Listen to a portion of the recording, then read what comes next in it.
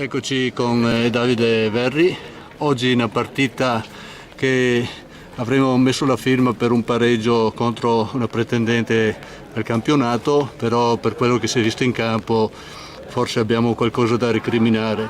Se c'erano i 3 punti che qualcuno poteva dire che se li meritava era il Portogruaro. Certo, è stata una bellissima partita, le situazioni meteo, il campo era un lago, era in dubbio se giocare o meno, abbiamo giocato, è stata più una battaglia che una partita, è stata una lotta continua, alle volte anche troppo, però era giusto così, siamo venuti qua, siamo andati in vantaggio su un gran gol di Mazza. Loro non hanno costruito più di tanto, ma neanche noi perché il campo non lo permetteva, però eravamo lì pronti su ogni pallone, la difesa soprattutto perché con un campo del genere, lanci lunghi e via, si riusciva a giocare palla a terra.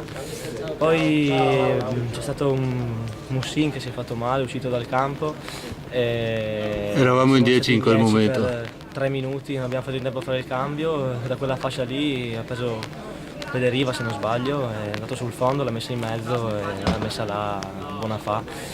Dispiace, poteva andare meglio perché abbiamo avuto subito dopo 2 occasioni, una con Franzago e una con Mannino. Franzago non si è capito, sembrava rigore, no, la palla è rimasta lì però non è entrata.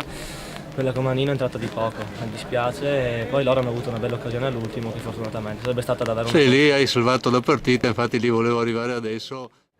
Allora, tu hai fatto una grande parata, hai salvato in pratica la partita, però c'è da dire che con questo campo forse è stato più penalizzato il Porto Mansuè. Però io ho anche visto un Portogruaro determinato come non mai, non ha mollato una palla, una grinta spaventosa. Si percepiva, c'era una carica, un qualcosa in più in spogliatoio rispetto al solito, c'era proprio la voglia di portarla a casa coi denti questa partita, di strappare i 3 punti. Peccato, mi dispiace perché avevamo fatto bene. Sì, ma non abbiamo niente da recriminare, abbiamo fatto il possibile. Abbiamo fatto il possibile, usciamo a testa alta, consapevoli di aver dato il massimo. Bravi a tutti. E via tutti, bravi a tutti. Alla prossima. Alla prossima. Grazie, ciao.